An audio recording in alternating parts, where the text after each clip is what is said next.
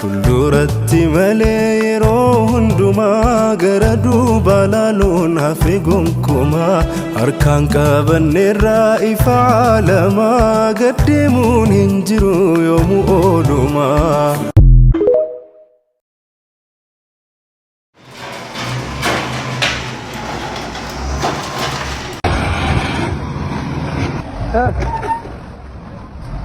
يلا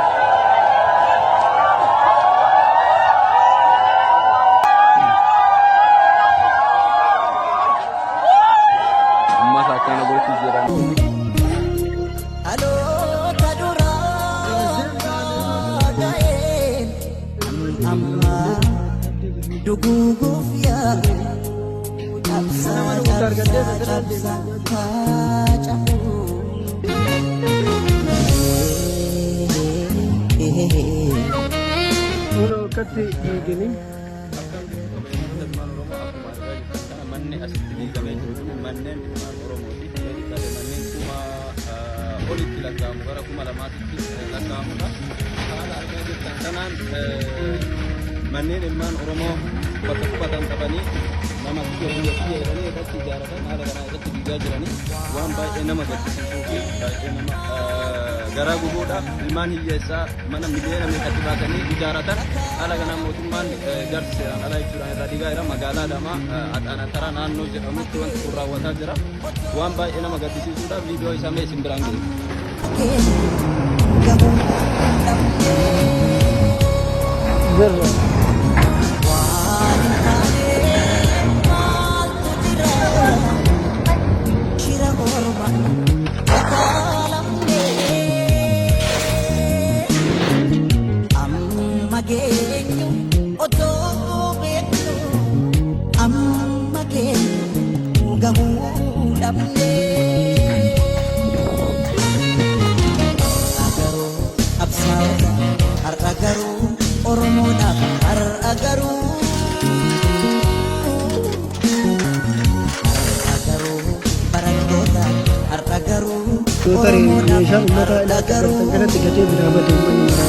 Madabaratan gudung bakar kita kan buat Malaysia umat kita.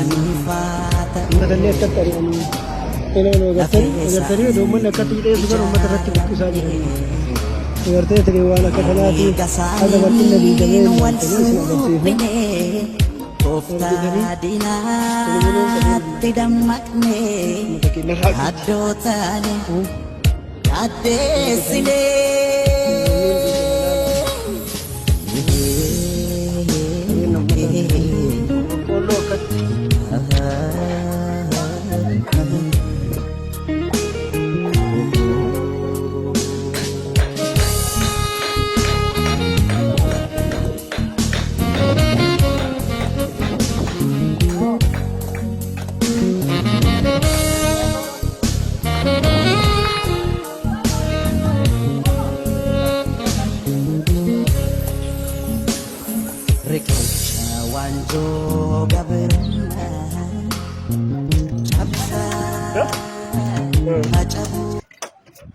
أعوذ بالله.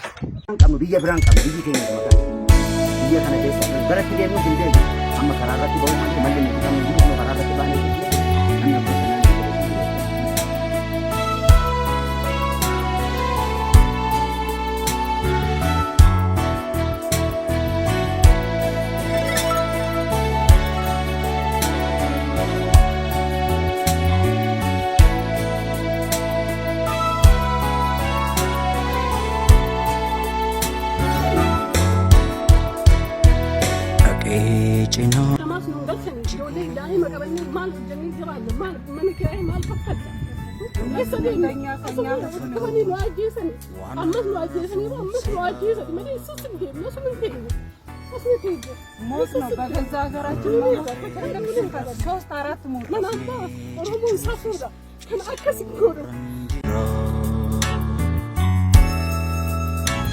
Makuma fancisa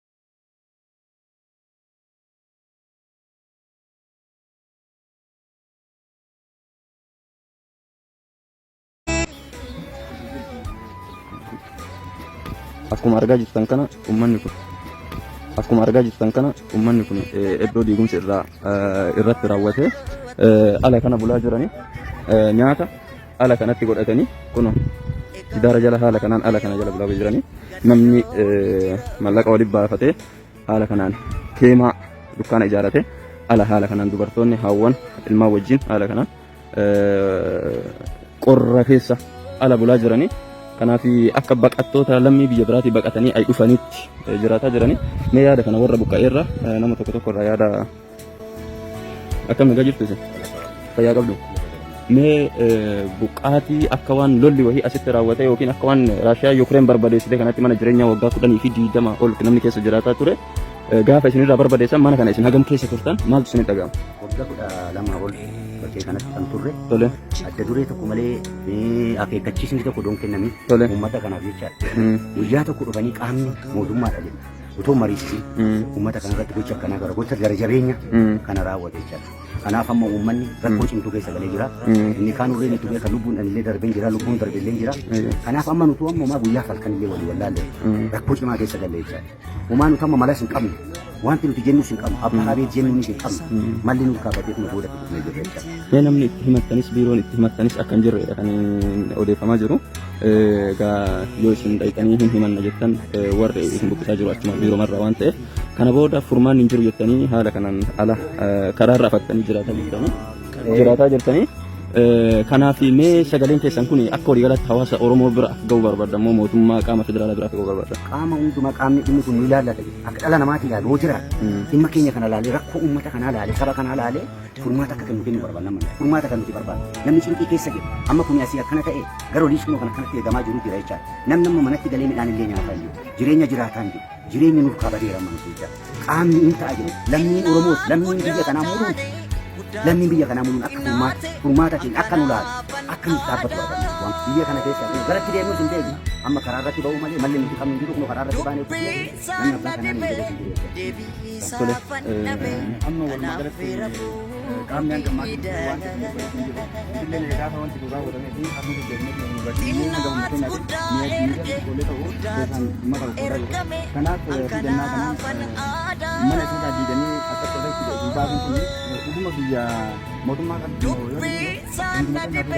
nama kanaaf obsaatanii waan kana gama yoo Oromiyaan kada qabdu taate gama federaalaatti ijoollee keessa maatii keessa qabatanii osoo imaltanii waan jedhuuf yaada akkasii qabna kanaaf kan danda'amaa ta'een eega namni isin gate rabbuma isin galuu danda'u waliigaltee godhadhaa yaada walii hubadhaa yaada walii fudhadhaa yoo mootummaan federaalaa akka Oromiyaa kanatti dhuguma isin labsuun keessanii miti haqa keessanii miti isin jedhu taate rabbumatti jettanii garuu iyyannoo isa dhumaa akka mootummaan naannoo Oromiyaa biyya kanatti osoo hin taane mee hanga federaalaatti deemaa fi waan kana furmaata ilaalaa isin jedhu barbaanna.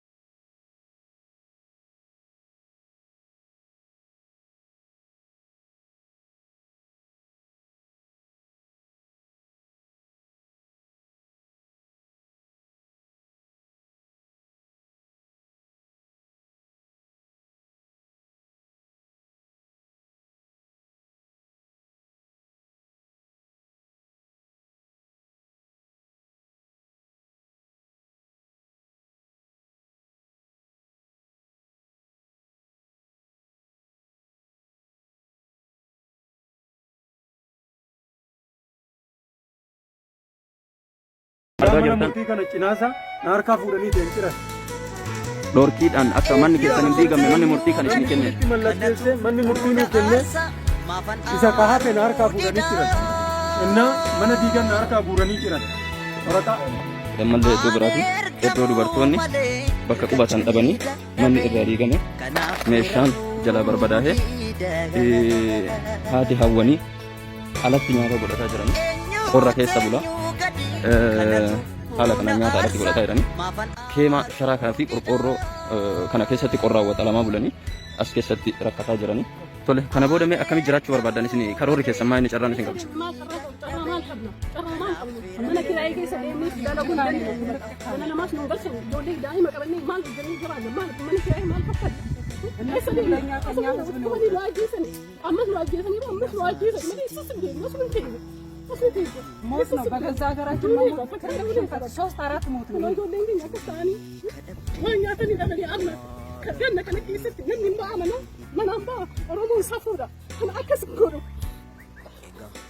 obsaadha akka walii galatti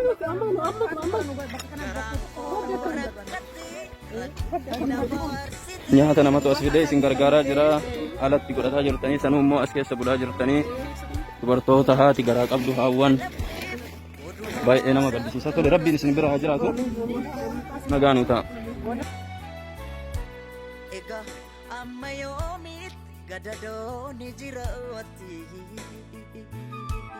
Kalees sodaachisee deemee inni kun ta'e hin rasu. Waggaa meeqa bakka kana jiraattan meeshaa? Waggaa 10 fi sanaa ol. Hanga ammaatti bifa kanaan jira. Dhugumatti waan baay'ee nama gaddisiisu, waan imimmaanis nama gochisa. Namni biyya keessa dhalate keessatti gaafa akkasii mirga dhabee abbootii warraatii fi maatiin hanganaa alatti beelaan waxalamaa lafdannaa kana keessa akkana gubataa jiraatu. Wallaahi wanti kanaa ol nama gaddisiisu illee hin jiru. Manni kun yoo xiqqaate mallaqa meeqa asirratti baasii godhamee kan ijaaramaa ture. Garuu hadda akka nama qabeenya uumaatu hin balleessin tokkotti fakkaate konkolaataadhaan gaafa akkasitti doozariin dhufanii qabeenya namaa walitti jiisanii ilmaan hiyyeessaa boochisaa akkatti gocha kana dalaga baay'ee namatti ulfaata.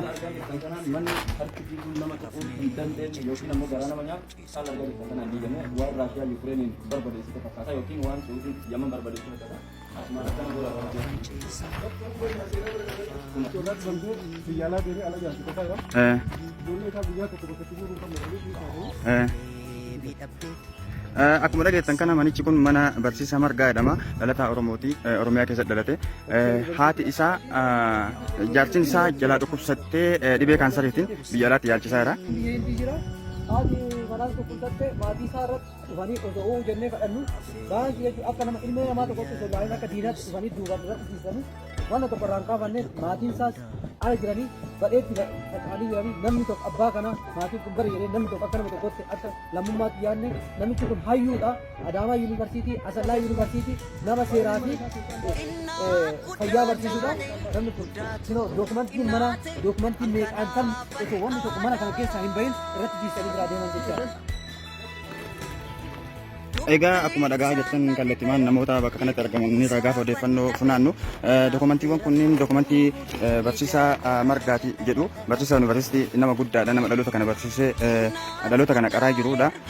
Gaafa rakkinni isa mudatee maatii isaa yaalachuudhaaf gara biyya Hindiitti imalu manni isaa xalayaa tokko malee gaafa akkasitti diigamee mana diigame kanatti galu maal akka jedhu san isinillee ni beektan jedhee yaada. Kanaaf wanti kun dhugumatti waan yerootti kennine callifni osoo hin taane waan dirqama lammummaadha dirqama namummaadha bahachuudhaaf waan kana keessatti hojjechuu qabnudha jedheen yaada. Haga danda'amaa ta'e tokkoon waan kana jala bu'uudhaan dhugumatti hojii keenya godhannee hanga uummanni asii buqqa'e kun bakka qabatee gad dhaabatutti boqonnaa hin qabnu. Uummata buqqa'e kana uummata keenya kaleessa gaafa uummanni kun daangaa irraa buqqa'u uummanni keenya daangaa irraa buqqa'u gamtaadhaan waloodhaan wal taane uummata keenya gad dhaabaa ture. Otuma isaaf galuu maaliif keessa hin galle?